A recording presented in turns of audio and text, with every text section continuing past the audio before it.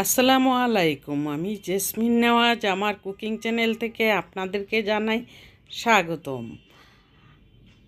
আজকে আমি এখানে চিকেন বিরিয়ানি নিয়ে আপনাদের সামনে এলাম। আর এই চিকেন বিরিয়ানিটা একদম অল্প মশলায় এবং সহজ পদ্ধতিতে আমি রান্নাটা আপনাদেরকে দেখিয়ে দিব। আর আপনাদের প্রয়োজনে আপনারা নিজেরা এভাবে রান্না করে খেয়ে দেখবেন। দেখলেই তো মনে হচ্ছে অনেক মজা হবে। আসলেই মজা হয়েছে। এখন আপনাদের ইচ্ছা, আপনাদের প্রশংসা করার জন্য আপনাদের কাছে আমি ছেড়ে দিলাম যে আমার বিরিয়ানিটা কেমন হয়েছে এবং খেতে কেমন লাগবে। আর সেই জন্যই আমি শুরুতে এখানে রান্না করার জন্য পেঁয়াজটাকে বেরেস্তার মতন করে, আমি সবসময় বিরিয়ানি রান্না করলে পেঁয়াজটাকে বেরেস্তার মতো লাল করে নেই।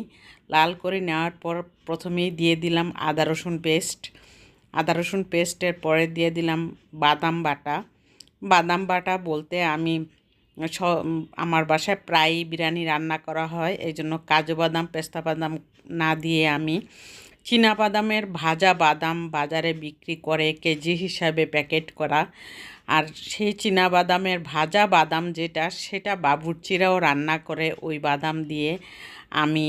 ওই বাদামটা আমি ব্যবহার করে থাকি আমি রোস্টের মধ্যে এবং বিরিয়ানির মধ্যে। সেই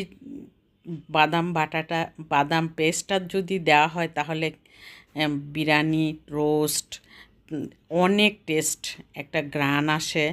আর সেটা আপনাদের জন্য একটা টিপস হিসাবে আপনাদেরকে দিয়ে দিলাম। আপনারা যদি মনে করেন আমার কথাটা যদি মনে করেন যে ভালো লেগেছে, তাহলে অবশ্যই আপনারা এনে খেয়ে দেখবেন, রান্না করে দেখবেন কেমন লাগে। ভাজা বাদাম বিক্রি হয় বাজারে, যেখানে গ্রোসারি আইটেমগুলি বিক্রি হয়, যেমন এলাচি দারচিনি জিরা মশলা, যেখানে মশলার বাদাম কিশমিশ সব দোকানেই আছে। এসব দোকানগুলিতে পাওয়া যায় ভাজা বাদামটা আমি সবসময় ব্যবহার করে থাকি। আর আমার ভিডিওটা যদি আপনাদের কাছে একটু হলেও যদি ভালো লেগে থাকে তাহলে অবশ্যই লাইক দিয়ে কন্টিনিউ করবেন, স্কিপ করবেন না। ছোট একটা ভিডিও, আপনাদের কাছে অনুরোধ রইল স্কিপ না করে আমার ভিডিওটা শেষ পর্যন্ত দেখে নেবেন ভালো লাগলে।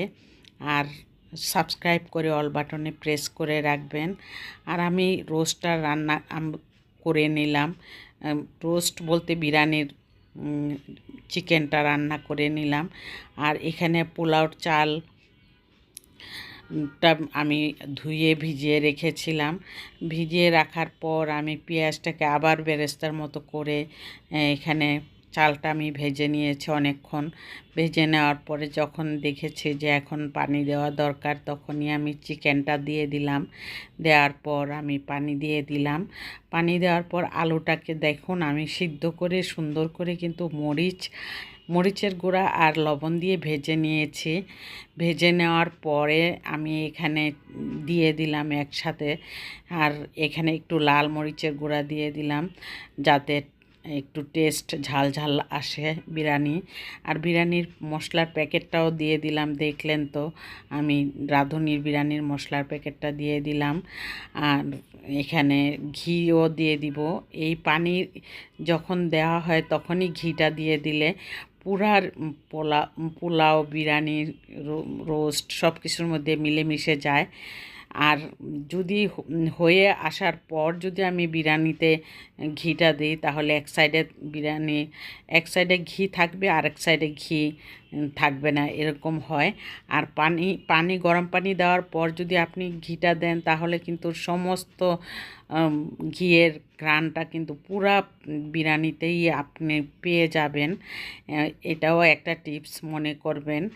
আর সেই চিন্তা করে আমি দিয়ে থাকি, আপনারাও যদি এভাবে করে থাকেন তাহলে তো কোনো কথাই নেই। আর যদি না করে থাকেন তাহলে করে দেখবেন, খুবই টেস্টফুল হয়ে থাকে। আর সেই জন্য আমি বিরিয়ানিটা রান্না করে আমার বাচ্চাদেরকে খাওয়ানোর চেষ্টা করি। যতটুকু আমার সাধ্যে কুলায় আমি ততটুকুই আমি এখানে সব কিছু দিয়ে রান্না করার চেষ্টা করি। এতে করে আমার বাচ্চারা খুবই আনন্দের সাথে খেয়ে থাকে। মুখে দেওয়ার সাথে সাথেই বলতে থাকে যে আম্মু অনেক টেস্ট হয়েছে, আমি অনেক খুশি হয়ে যাই। এখানে বিরিয়ানিটা চুলার মধ্যে ক্যামেরার কারণে হয়তো ভালো আসছে না, সাদা সাদা আসছে।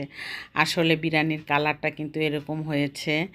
আর এটা দেখলেই তো আমার মনে হচ্ছিল আমি আগে খেয়ে নেই। আসলে আমি আগে না খেয়ে আমি বাচ্চাদেরকে খাওয়াই, খাওয়ানোর পরে ওরা ভালো প্রশংসা করলে তখন মনে হয় কি আমি না খেলেও আমার পেটটা ভরে গেছে এক বিরিয়ানি খেয়ে, এরকম মনে হয়।